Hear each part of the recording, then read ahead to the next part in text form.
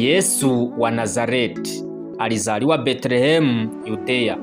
Wazazi wa kidunia ni Maria mama yake na Yosefu baba mlezi. Yesu ni Myahudi wa ukoo wa Daudi. Katika maisha yake huku duniani, kazi yake alikuwa mwalimu, nabii, mponyaji na mkombozi. Yesu aliishi takriban miaka 33. Baada ya hapo akauawa kwa kifo cha kusulubiwa. Unafuatilia Utafiti Media na sauti ni Mwalimu Desire Profesa. Karibu.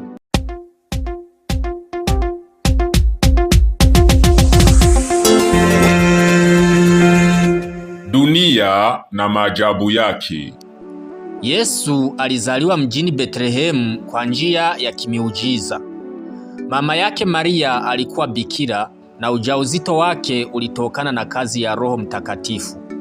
Alizaliwa katika zizi la wanyama kwa sababu hakuwa na nafasi katika nyumba ya wageni. Malaika waliwatangazia wachungaji habari za kuzaliwa kwake na mamajusi kutoka mashariki walimletea zawadi. Baadaye familia yake ilikimbilia Misri kumuepusha na Herodi, mfalme aliyekuwa akitaka kumuua. Walirudi Nazareti baada ya Herodi kufa, ambako Yesu alikulia kwa unyenyekevu. Yesu alianza huduma yake ya hadharani akiwa na umri wa miaka 30 baada ya kubatizwa na Yohana Mbatizaji katika mto Yordani. Wakati wa ubatizo, sauti ya Mungu ilisikika ikisema, "Huyu ni mwanangu ninayependezwa naye." Yesu alihubiri habari njema ya ufalme wa Mungu, akafundisha kwa mifano, akaponya wagonjwa, kufufua wafu na kutoa pepo wachafu. Aliwafundisha watu kupendana, kusamehe na kumtumikia Mungu kwa moyo wa kweli. Maarufu zaidi, alitoa mahubiri ya mlimani ambayo yanahesabiwa kuwa dira ya maisha ya Kikristo. Alikusanya wanafunzi 12 waliomfuata kwa karibu na aliwapa mamlaka ya kuhubiri na kuponya.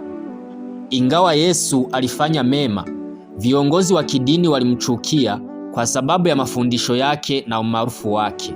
Walimkamata usiku baada ya kusalitiwa na mwanafunzi wake Yuda Iskarioti. Yesu alihukumiwa kifo kwa kusulubiwa, adhabu ya aibu na uchungu mkubwa.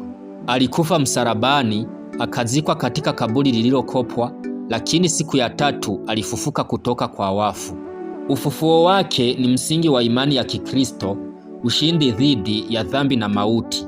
Baada ya kufufuka, Yesu alionekana kwa wanafunzi wake na watu wengi kwa muda wa siku 40, kisha alipaa mbinguni na akaahidi kurudi tena kwa utukufu. Yesu Kristo anaendelea kuwa hai leo akiwa upande wa kulia wa Mungu Baba akiwaombea watu wake. Wafuasi wake duniani kote wanaamini kuwa yeye ni njia, kweli na uzima na kwamba hakuna wokovu nje ya yeye.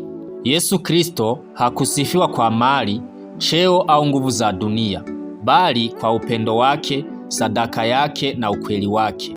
Maisha yake ni kielelezo cha unyenyekevu, utii na upendo usio na mwisho.